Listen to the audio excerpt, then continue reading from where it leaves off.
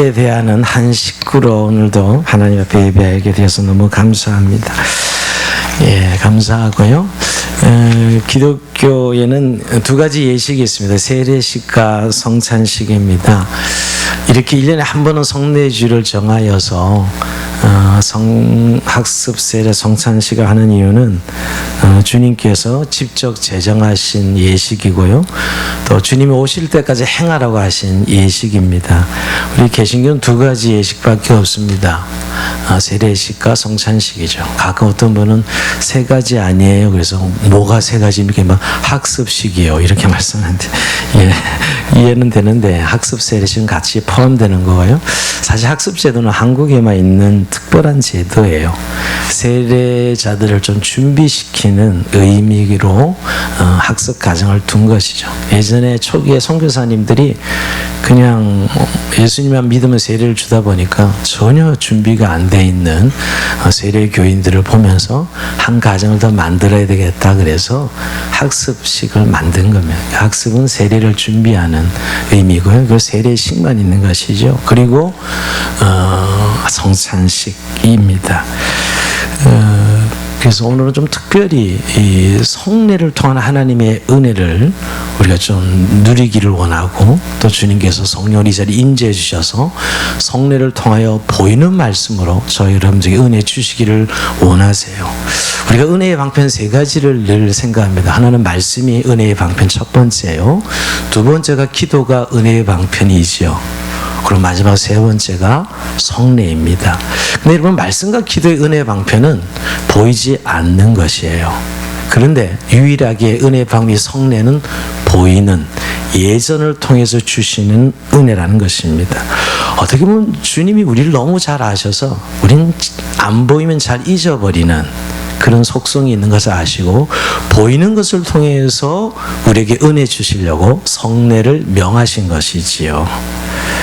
그래서 참 여러분 우리의 성례는 이렇게 보이는 실감나는 보이는 말씀이라는 거예요. 오늘 우리가 세례를 베풀고 떡을 떼고 잔을 나누는 보이는 의식을 통해서 하나님 우리에게 은혜 주시는 것이지요. 오늘 조금 안타까운 것은 오늘 세례자가 없어요. 작년에 좀 몇 분이 계셨는데 그래서 오늘 학습만 한 분이 계셔요. 학습만 두 분이 주면인데 한 분은 오늘 급한 일로 빠지셔서 한 분이 학습을 받고 좀 세례자가 없어서 오늘 좀 세례에 관련된 부분은 잠깐 우리가 나누고 바로 성찬에 대해서 오늘도 말씀을 나누고 우리가 떡과 잔을 대하려고 합니다. 여러분 참 우리가 기독교의 세례의식은 하나님의 백성으로서의 출생의 의미입니다. 새 생명의 탄생의 의미죠. 교회가 세워지는 가장 기본적인 예식이에요. 세례를 통하여 하나님의 백성을 알리고 선포하는 것입니다. 그리스도를 주로 모시고 사는 즉 하나님 통치를 받는 새로운 피조물이 되었다는 새로운 생명의 탄생이요 고백이지요. 그와 동시에 여러분 이제 하나님의 백성이 돼서 한 교회 공동체의 일원이 되었다는 즉 한 가족이 되었다는 선포예요. 그게 세례식입니다. 그래서 하나님 나라의 백성의 출정식이다 이렇게 이야기하기도 하고요. 또 교회 한 식구가 새롭게 세워진다는 의미에서 교회의 큰 기쁨이요 교회의 근본이죠. 그런 의미에서 교회는 늘 이 세례자가 있어야 새로운 생명의 출생이 교회의 생명력을 나타내는 것이거든요. 우리가 찾는 이 중심의 교회로 전환해야 되는 가장 중요한 이유는 교회의 존재 이유가 계속해서 하나님 나라의 백성을 출생시키는 일을 감당하는 것, 그 안에 생명의 역동성을 가지고 그리스도인들이 태어나게 하는 것, 그것이 교회의 가장 중요한 일이 되기 때문입니다. 오늘은 없지만 또 내년에 성례주일 많은 분들이 세례 받을 줄로 믿습니다. 예, 그리고 이제 이렇게 새로운 피조물이 된 하나님의 백성이 되고 한 공동체의 가족이 된 우리들에게 주님은 성찬을 명하셨어요. 오늘도 여러분 우리 고린도전서 11장 23절을 봉독한 이유는 이 성찬이 주님이 직접 명하신 거라는 거예요. 오늘 23절에 보면 내가 너희에게 전한 것은 주께 받은 것이니 이렇게 바울은 주께 받았다. 이 의식을, 이 성찬식을 말하는 것이고요. 그리고 주님께서도 이것은 너희를 위하는 내 몸이니 이것을 행하여 라고 명령하고 있습니다. 그래서 초대교회는 매 주일마다 예배 때마다 모일 때마다 성찬식이 있었어요. 근데 사실 이제 교회가 좀 역사 속에서 보면 성찬이 너무 복음 전도에 좀 여러 가지 어려움이 있어서 우리 교회는 1년에 5번을 하고 있습니다. 그러나 또 이게 성례주일을 정해서 성찬식의 의미를 다시 한번 생각하면서 어찌하든지 성찬을 통한 하나님의 은혜를 명하신 것인데 우리가 버려서는 안 된다. 소홀히 해서는 안 되는 것을 깨닫게 됩니다. 네, 오늘도 여러분 주님이 왜 그럼 이 성찬을 명하여 행하라 하셨을까? 예, 은혜 주시기 위함이에요. 우리가 아까 말씀이 은혜요, 기도가 은혜요, 성찬이 은혜인 것이 은혜 주시게 자기의 백성들이 하나님의 백성임을 잊지 않고 하나님의 백성됨의 은혜를 계속 누릴 수 있도록 명하신 것이 성찬입니다. 그러면서 오늘 그 성찬을 명하실 때 주님이 이렇게 명령합니다. 24절에도 나를 기념하라. 오늘 설교 제목을 나를 기념하라 했는데요. 또 25절에도 나를 기념하라 이렇게 말씀합니다. 여기 이제 좀 우리가 이 기념하라의 의미를 좀 고민해 봐야 돼요. 저는 이 번역이 사실 좋은 번역인가? 어떤 의미에서는 좋은 번역이지만 어떤 의미로는 참 좋은 번역이 아니라는 생각을 합니다. 왜냐하면 우리가 기념하라 그럴 때는 3.1절 기념식 내지는 현충일 기념식, 국경일이나 경축일의 세레모니를 생각하는 기념의 의미가 너무 강하게 자리 잡고 있기 때문이에요. 근데 사실 절대 그런 의미의 기념하라는 아닙니다. 우리가 생각하니 기념식을 하듯이 주님을 기념하는 거예요? No, 절대 그럴 수 없지요. 사실 원어를 보면 헬라의 아남네신 이런 뜻의 어원인데 이건 사실 풀이하면 해상하다, 명심하다, 기억하다 이런 뜻이 더 강해요. 기념의 의미보다 꼭 기억해야 된다, 명심해야 된다 이런 뜻이 더 강하게 있는 단어입니다. 결국 나를 기념하라 단순한 기념이 아니라 주님을 정말 기억하고 명심해야 될 것이지요. 사실 출애굽기 12장에 유월절을 기념하라 할 때 이 표현이 나와요. 이 번역이 납니다. 너희는 이 날을 기념하여 여호와의 절기를 삼아 영원한 규례로 대대 지킬지니라 할 때 유월절 절기 정말 이스라엘 백성들의 근간이 뭐예요? 그들의 신분이 어디서 나온 것이에요? 그들의 출생이 유월절 언약을 통해서 그들이 구원받아서 하나님의 백성이 되었잖아요. 그날을 기념하여 계속 유월절을 통해서 너희가 하나님의 백성 된 것을 확인하라 이런 의미죠. 그러면서 우리가 흔히 생각하는 기념과는 거리가 있다는 것이에요. 단순한 기념이 아니라 그리스도를 기억하라는 것이죠. 근데 여러분 뭘 기억해야 될까? 그리스도의 무엇을 기억하라는 것일까요? 근본적으로 그리스도를 기억하는 것인데 그 예수 그리스도의 첫 번째 우리가 기억할 것은 우리를 향한 구속의 은혜를 기억하라는 것이에요. 우리 한번 따라 합시다. 구속의 은혜를 기억하라. 예, 그리스도께서 우리에게 죽어주신 십자가의 죽음, 여러분 그것이 우리에게 구원을 주셨거든요. 그 십자가의 죽으심을 기억하며 우리에게 주신 구원의 은총을 생각하라는 것입니다. 사실 여러분 우리가 구원의 은혜 늘 입술로는 고백하지만 너무 쉽게 잊어버립니다. 여러분 저와 여러분이 하나님의 백성 되고 자녀 된 것은 그냥 공짜로 된 거예요? 그냥 이루어진 거예요? 말로 그냥 된 거예요? 아니요.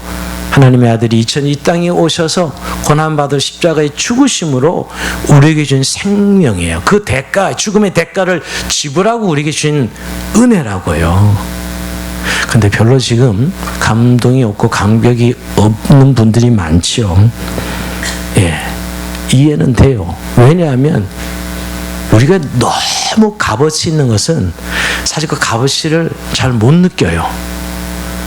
저는 요즘 우리가 정말 돈을 지불하고 뭔가 싸우면서 얻은 것들은 그 소중한 가치를 알죠. 여러분 정말 비싸게 준 옷 얼마나 소중하게 다룹니까? 비싸게 준 폐물 얼마나 소중해야 다루. 왜? 그 많은 돈을 지불했기 때문이죠. 근데 사실 우리가 이 구원의 은혜는 예수님이 십자가에 죽어주신 죄값을 지불하며 받았건만 우리가 그런 값어치를 잘 못 느낀다는 데 문제가 있어요. 인간의 약한 부분이 뭐냐면 이 값으로 환산할 수 없는 것들이잖아요. 우리가 여러분 공기를 이렇게 무한대로 마시고 있는데 이건 만약 병원에서 산소 호흡기 달고 이게 산소를 먹으면 어마어마한 돈을 내야 됩니다, 여러분. 공짜로 마셔드리니까 별로 값어치 있다고 생각하지 않아요. 여러분 공기를 한 2, 3분간만 마시지 않으면 그냥 사망입니다. 우리 이 값어치 잘 못 느끼죠. 우리의 몸, 이렇게 귀한 몸으로 늘 이 몸을 쓰고 있지만 우리가 귀하다고 느낍니까? 당연하다고 느끼는 거죠. 이렇게 우리가 뭔가 지불하고 주지 않았기 때문에 잘 못 느끼는 거예요. 너무너무 쉽게 잊어버려요. 그래서 주님이 우리의 그런 약함을 너무 잘 아시기에 이 보이는 성찬을 통해서 다시 한번 늘 매 순간 그 속의 은혜와 은총을 기억하게 하시려고 성찬을 명하신 것이에요.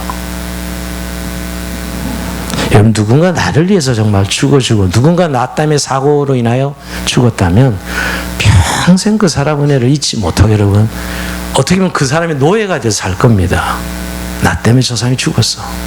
근데 정말 여러분 우리가 구원받은 것은 그 아들 하나님의 아들 예수 그리스도가 십자가에 죽으시고 부활하시고 주신 은혜인데 우리가 얼마나 기억하고 살아가고 있냐고요. 그래서 이 보이는 성찬을 통해서 주님의 몸이 이 떡이 주님의 몸을 찢어서 우리에게 주신 구원의 은혜요. 이 잔이 주의 흘리신 피로 우리에게 주시는 것을 늘 생생하게 기억하고 살으라 하는 의미에서 나를 기념하라 하신 것입니다. 요즘 우리가 너무 삶에 바쁘고 분주해서 이 구원의 은혜를 너무 쉽게 잊어버리고 살아갑니다. 마치 부부가 결혼 생활하면 처음엔 그토록 사랑해서 아내와 남편을 얻고 한 가정을 이루었지만 권태가 찾아오면 뭐 보듯이 남편과 아내를 바라보면서 아무 애정도 없고 관심도 없는 그런 부부 생활을 보죠. 아니 관심이 없는 정도가 오히려 미워서 사라졌으면 좋겠다 이런 생각하는 이런 부부를 이야기를 들으면서 여러분 참 결혼할 때는 그렇게 사랑해서 결혼해 놓고 제가 왜 이야기를 하면 여러분 우리가 주님의 구속의 은혜를 덧입어 하나님의 자녀가 되어서 이제 신앙사를 계속 진행하다 보면 우리가 그 주님의 그 사랑을 까맣게 잊어버릴 때가 얼마나 많은지 모릅니다. 그러면 형식만 남고 제도만 남고 율법만 남아요. 그러면 여러분 우리의 마음의 문제는 전혀 해결되지 않습니다. 우리의 모든 삶의 문제는 이 마음에서 시작되거든요. 여러분 아무리 환경이 좋아도 마음이 행복하지 않은데 그 행복은 무슨 소용이 있으며 그 마음이 평강이 없는데 내게 주어지는 편리함들이 무슨 소용이 있겠냐고요. 여러분 우리가 참 다시 한번 오늘 성찬을 드릴 때 주님이 우리를 향해서 구속의 은혜를 기억하라고 말씀하고 있어요. 은혜를 잃어버린 신앙생활 정말 그것은 무기력한 신앙생활입니다. 우리가 지금 너무 생존에 정신없이 뛰어 살다 보면서 우리가 잃어버리는 이 놓치고 있는 그래서 이걸 다시 한번 추스어야 돼요. 대부분의 심령의 메마름이 당연한 줄 알고 교회 예배 생활이 즐겁지 않고 기쁨이 없는 걸 당연하게 받아들이고 내 삶에 매일매일 살아감이 새로운 피조물로 주님이 주시는 이 새로운 삶에 대한 간격이 없는 것이 당연한 걸로 살아가고 있다면 오늘 다시 떡과 잔을 대하면서 회복하셔야 됩니다. 다시 한번 성찬 이상에서 십자가의 은혜를 다시 한번 회복시켜 주시고 하나님 우리 마음속에 그 은혜를 부어달라고 기도하는 은혜의 시간 되기를 원합니다. 자, 두 번째 성찬을 통해 무엇을 기억해야 됩니까? 주님이 주신 사랑의 계명을 기억해야 됩니다. 한번 따라합시다. 주님이 주신 사랑의 계명을 기억하라. 여러분 이 성찬이 첫 성찬을 생각해 볼까요? 첫 성찬에 주님이 몸소 제자들을 발을 닦으시면서 성찬상을 베풀지요. 근데 제자들은 그때 어떤 상태였냐면 누가 크냐가 싸웁니다. 이제 예수님이 뭔가 거사를 일으킬 때인데 거사가 끝나고 나면 내가 영의정이 되고 내가 우의정이 되고 자리 다툼하는 제자들의 모습 속에서 주님이 성찬상을 베풀면서 주님이 새 계명을 너에게 주겠다 하십니다. 여러분, 새 계명은 다름 아닌 요한복음 13장 34절 말씀입니다. 한번 같이 읽어볼까요? 새 계명을 너에게 주느니 서로 사랑하라. 내가 너희를 사랑한 것 같이 너희도 서로 사랑하라. 결국 서로 사랑하는 새 계명을 마지막 성찬 때 주십니다. 마지막 제자들 앞에 놓고. 근데 여러분, 이 서로 사랑하는 건 새 계명이 아닙니다. 구약의 모든 율법이 사랑하는 것이었어요. 내 이웃을 내 몸과 같이 사랑하라고 이미 구약에 명시되었음에도 불구하고 주님이 왜 새 계명이라고 붙이면서 제자들에게 주셨냐는 것이에요. 바로 주님이 주신 구원의 삶, 구속의 은혜의 삶은 서로 사랑하는 삶이다라는 사실을 확인시켜 주는 것이에요. 그래서 여러분, 이 성찬은 늘 주님이 이 새 계명을 기억하면서 우리가 한 가족이요, 한 몸이요, 한 지체인 것을 확인하는 거예요. 여러분, 초대교회는 매일 모일 때마다 성찬을 하는 이유는 이 성찬을 통해서 우리가 한 가족이고 한 몸이요, 한 주님을 모시고 살아가는 한 백성인 것을 고백하는 거예요. 즉, 한 가족이다라는 거예요. 그래서 서로 사랑하는 것은 너무나 자연스러운 것이었어요. 그럼 초대교회가 그 로마의 엄청난 환난과 핍박을 이겨낸 것, 여러분, 신앙이지만 그 신앙의 본질은 서로 정말 사랑함으로 이겨냈던 거예요. 주님을 사랑하고 믿는 공동체 안에 한 지체들을 사랑하는 것이죠. 그래서 그들은 한 장소 한 식탁에서 동일한 신앙 고백과 떡과 잔을 대함으로 모두가 한 하나님, 한 주님, 한 성령 안에 살아가는 한 지체임을 날마다 고백하는 공동체 신앙이었어요. 그래서 여러분, 고린도전서 10장 16절을 보면 바울이 그 성찬을 이렇게 설명합니다. 우리가 축복하는 바 축복의 잔은 그리스도의 피에 참여함이 아니며 우리가 떼는 떡은 그리스도의 몸에 참여함이 아니냐. 떡이 하나요? 많은 우리가 한 몸이니 이는 우리가 다 한 떡에 참여함이라. 우리가 정말 이 성찬에 참여하면서 우리가 하나의 한 몸이 한 떡에 한 상에서 식탁을 먹고 마시는 한 식구다. 그 식자, 먹을 식자, 식구는 같이 먹는 사람을 말해요. 한 성찬상에서 우리 이제 오늘 떡을 떼고 잔을 대하거든요. 그러니 너희가 서로 사랑하는 것은 마땅하다 그러죠. 근데 그 사랑하는 것은 그냥 사랑이 아니고, 여러분, 구약에는 내 이웃을 내 몸과 같이 사랑하라 했죠. 그 정도는 아무것도 아닙니다. 뭐라고 이 말씀은 내가 너희를 사랑한 것 같이. 주님이 우리를 어떻게 사랑하셨어요? 자기 몸을 내어주셨는데 내가 너희를 사랑한 것 같이 너희도 서로 사랑하라, 이렇게 말씀. 이게 새 계명입니다. 여러분, 우리는 그런 의미에서 각자의 우리에게 우리는 누군가의 선물로 서 있다는 사실을 꼭 잊지 말아야 됩니다. 여러분, 예수님께서 십자가 실현 중에 한마디, 요한에게 내 어머니라, 어머니를 부탁합니다. 역시 육신적으로는 예수님도 어머니가 계셨잖아요. 내 어머니라 부탁하는 것이지요. 여러분, 이거예요. 오늘 누군가의 우리가 십자가 실현 중에 내 어머니라 하면서 요한에게 어머니를 부탁한 예수님의 모습 속에서 우리 각자는 누구인가 선물로 받아들여지는 것이에요. 선물로 주신 것들이에요. 오늘 주님이 우리에게 떡과 잔을 통해서 생명을 선물로, 예수님을 선물로 주셨듯이 우리가 살아가는 삶 가운데 너희가 서로 사랑하라 하는 의미에서 떡과 잔을 대하면서 누군가의 선물이 되어줘야 된다는 것이죠. 참, 여러분, 오늘날에 더 이상 공동체는 존재하지 않는 것 같은 너무 극단적 개인주의가 앞서고 있는 시대입니다.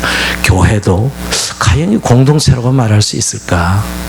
우리가 한 가족이라고 말할 때 이 가족도 좀 해체되는 오늘 우리 시대에 교회 공동체 한 가족이라, 우리가 지금 한 상에서 먹고 한 상에서 떡을 떼고 잔을 나누는 이 한 가족이라는 사실을 인정한다면 우리는 무조건 하나됨이요, 우리는 서로 사랑하는 삶을 살아내야 되는 거죠.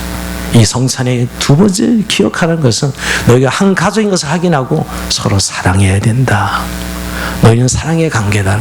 우리가 부족하고 연약하지만 여전히 우리는 한 가족 안에 이어져 있는, 묶어져 있는 한 몸을 이루고 있는 공동체라는 사실을 기억하고 어찌하든지 서로 사랑하라고 말씀하는 것입니다. 오늘도 이 은혜가 우리 가운데 있기를 원해요. 이 사랑은 여러분, 우리의 이해관계나 누구를 조정하려고 하는, 누구한테 대접을 받으려고 하는 사랑이 아니라 우리 주님께서 내가 나를 사랑한 것 같이 상대방을 용납하고 용서하고 인정하라는 것이에요. 기독교의 사랑은 용서라고 표현될 수 있습니다. 저는 기독교의 사랑은 80%가 용서와 용납이에요. 오늘도 그런 은혜가 이 성찬상을 대할 때 있기를 원합니다. 마지막 세 번째로 무엇을 기억해야 됩니까? 주님의 사명을 기억하라는 것입니다. 따라합시다. 주님의 사명을 기억하라. 여러분, 오늘 이 말씀 중에 26절 이런 말씀이 있어요. 우리 같이 26절 한번 읽어봅니다. 시작. 너희가 이 떡을 먹으며 이 잔을 마실 때마다 주의 죽으심을 오실 때까지 전하는 것이니라. 여러분, 이 떡과 이 잔을 대할 때마다 주의 오실 때까지 전하라는 거예요. 즉 예수님이 죽으신과 부활을 다시 주님이 오실 때까지 전하라는 것이죠. 이게 오늘 성찬식에 기억해야 될 우리의 미션입니다. 여러분, 주님은 부활하신 이후에는 제자들이 너희는 모든 족속의 제자를 삼아라. 모든 민족으로 와서 복음을 증가하셨고 성령이 임하신 너희가 권능을 받고 너희가 내 증인이 되라 라고 말씀했거든요. 결국 이 떡과 잔을 대하면서 늘 우리의 사명을 기억하는 것, 그것이 나를 기념하는, 예수님을 기념하는 성찬이 되는 것입니다. 저는 한 주간 이 성찬을 준비하면서 근데 정말 주님, 우리가 단순한 기념이 아니라 정말 이 기억하는 삶이 되려면 이 성찬상에 우리가 참여해야 돼요. 즉 그리스도의 삶에 참여해야 됩니다. 여러분, 주님은 2000년 전에 우리 자신들을 위해서 십자가에 죽으시고 부활하셨습니다. 그 십자가 연장, 부활의 연장이 우리가 다시 참여하는 의식이 성찬상이 돼야 돼요. 그래야만 우리가 이것을 기억할 수가 있습니다. 단순히 기억하는 정도는 되지 않습니다. 즉 어떻게 예수님의 삶에 참여할 수 있을까요? 즉 그의 죽으심에 연합해 우리가 죽고 그의 부활하심에 다시 살아 우리가 그리스도와 온전히 연합을 이루는 것, 이래야만 우리가 아까 그 세 가지를 기억하는 삶을 살 수가 있습니다. 여러분, 우리가 늘 성찬될 때마다 십자가를 찬양하고 감사하고 있습니다. 그런데 여러분, 그 십자가의 예수님의 죽으심을 어떻게 생각하고 계십니까? 내 죄 때문에, 우리의 죄로 인하여 주님 십자가에 죽으셨다.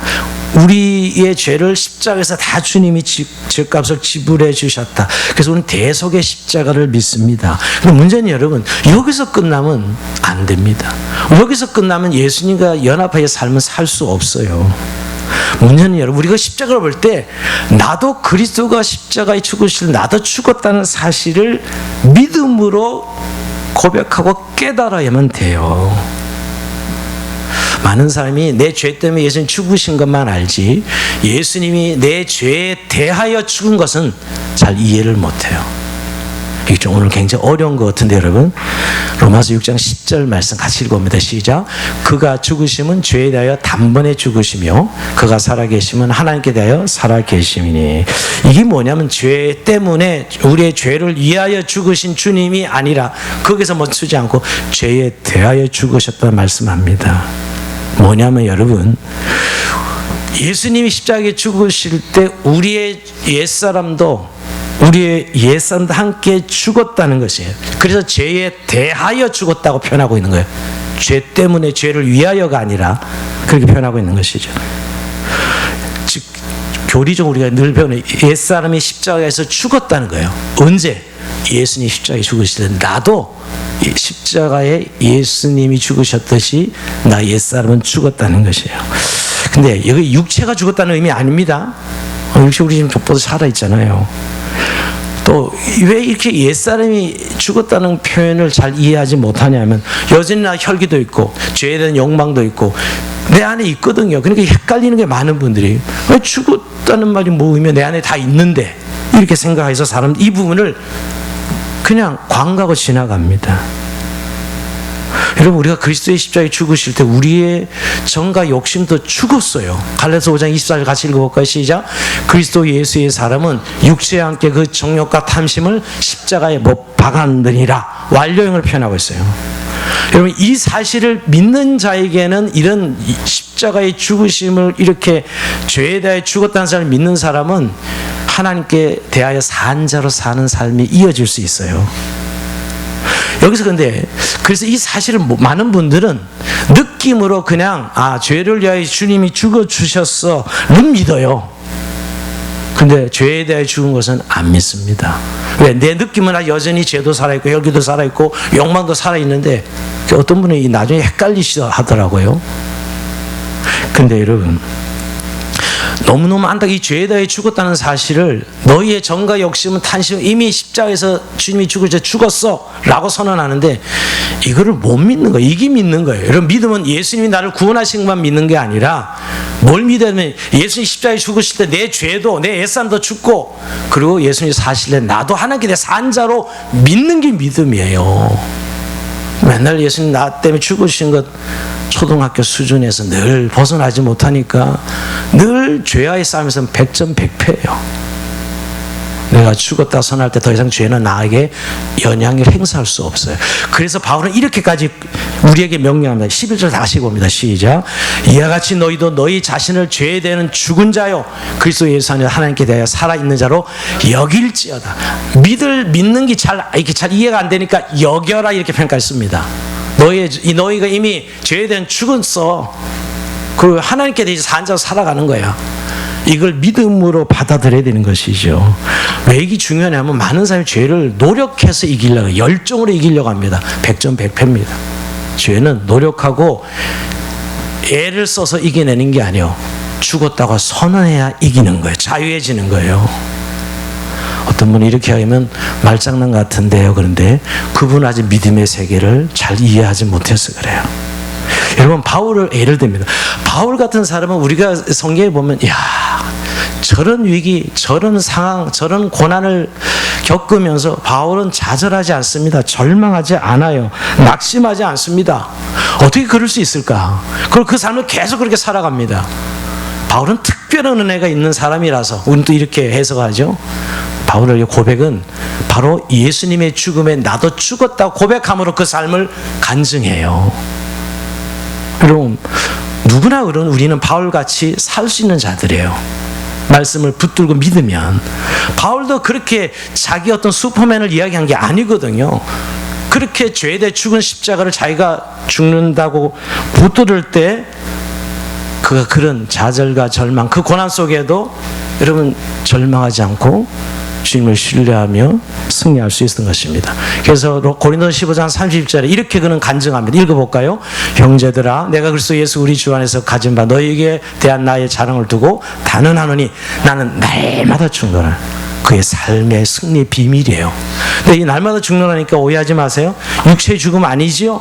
언젠가 한번 죽는 죽음을 말하는 게 아닙니다. 날마다 죽는다는 무슨 그 말도 안 되는 소리죠. 또 하나, 정신적인 죽음도 아니에요. 정신 죽음 어떤 걸 정신적 죽음이라고 할 수 있어요? 그냥 좌절하고 절망하고 정신 죽는 거죠. 그 죽음을 말하는 것도 아닙니다. 왜 근데 바울은 날마다 죽노라 했을까요, 여러분? 그는 십자가에서의 죽음을 말하는 거예요. 즉 영적인 죽음입니다. 그리스도 예수를 믿는 사람으로서 하나님과 연합되기 위해서 하나님께 대해 산 자로 살기 위해서 내가 그리스도와 함께 십자가에 죽는 것이죠. 그리스도와 함께 나도 십자가에 못 박히는 것으로 간주하는 것이에요. 즉 이런 겁니다.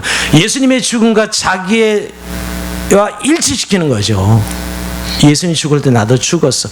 더 이상 그래서 그렇게 그 바울의 고난을 보면 얼마나 우리가 상상할 수 없는 고난이에요. 거꾸로 팀을 받아도 그런데도 불구하고 그 낙심하는 예수님의 죽음에 나를 일치시켜서 자기를 못 박히도록, 그래서 내 안에 그리스도가 살도록 그렇게 그는 살았어요. 이게 바로 죄에 대해서 죽은 것을 인정한 믿음으로 인정하는 삶이에요. 여기에 죄의 승리가 있습니다. 오늘 우리가 성찬을 아까 그 세 가지를 기억한다는 의미가 근본적인 그리스도 연합이 되어지지 않으면 우리가 기억하는 삶이 안 됩니다. 그래서 바울은 고린도후서 4장 10절 이것도 한번 같이 전체 읽어볼까요? 요 의미가 바울의 의미예요. 시작. 우리가 항상 예수의 죽음을 몸에 짊어짐은 예수의 생명 또한 우리 몸에 나타나게 하려 함이라. 우리 살아있는 자가 항상 예수를 위하여 죽음에 넘겨짐은 예수의 생명 또한 우리 죽을 죄에 나타나게 하려 함이라. 그가 날마다 죽노란 것은 내가 그 예수님의 죽음에 자기도 죽었다 인정할 때 하나님께 대해 사는 자로 살 수 있습니다. 그래서 우리가 잘 아는 갈라디아 2장 20절의 고백이 그래서 나오는 거예요. 내가 그리스도 함께 십자가에 못 박혔나니 그런 적이 이제 내가 사는 것이 아니에요. 오직 내 안에 그리스도께서 사신 것이라. 이제 내가 육체 가운데 사는 그 나를 사랑하사 나를 위해 자기 몸을 버리신 하나님의 아들을 믿는 믿음 안에서 사는 것이라. 여러분 이제 신앙생활이 어느 정도 자기가 이제 올라가려면 이 진리가 자기 고백이 돼요. 바울의 고백이 아니고요. 그래야 죄를 이길 수 있어요. 내 안에 그리스도가 사신다는 의미가 간념이에요? 그럴 수 없는 일이에요. 근데 내 안에 그리스도가 사시려면 나도 십자가에서 예수님 못 박힐 때 죽어야만 내가 그리스도와 살 수 있어요. 그리스도의 죽음에 일치시키기 때문에 그리스도의 다시 삶이 내 안에 경험되어지는 것이죠. 여러분 오늘 떡과 잔을 대하면서 이건 정말 주님이 죽으심을 의미해요. 내 자기 몸을 찢어서 우리의 구원을 이루셨고 자기의 몸에 피를 다 쏟아서 우리의 구원을 이루셨어요. 이것이 실제가 되려면 예수님의 죽음에 나도 일치돼야 이 사건이 내 사건이 되고 내 삶이 되는 거예요. 그게 그리스도의 생명의 능력이 되는 것입니다. 이걸 이제 간념으로 받아들이냐 믿음으로 성령의 도움을 받아들이냐는 하늘과 땅 차이예요. 오늘 이 설교도 그냥 철학으로 간념 받아들이는 분에게는 아무 의미가 없지만 이것을 성령으로 믿음으로 아멘 하는 사람의 생명 역사가 다시 사는 역사가 일어납니다. 우리 인간의 한계 그걸 죽음이라 그러죠. 가장 인간의 가장 극단의 한계. 그런데 그 죽음을 이기시고 부활하신 주님만이 우리의 인생을 생명으로 이끌 수 있는 분입니다. 그 비밀이 바로 십자가에 있는 것인데 오늘도 이 성찬을 내면서 그냥 간념으로 또 하나의 의식으로 대하지 아니하고 성령이 우리에게 임재하시는 자리가 이 성찬상 자리인데 다시 십자가의 죽음에 나를 일치시키고 다시 한번 부활하심에 나를 일치시켜 내 안에 그리스도가 사시도록. 그래서 더 이상 실패와 저주는 내 것이 아니에요.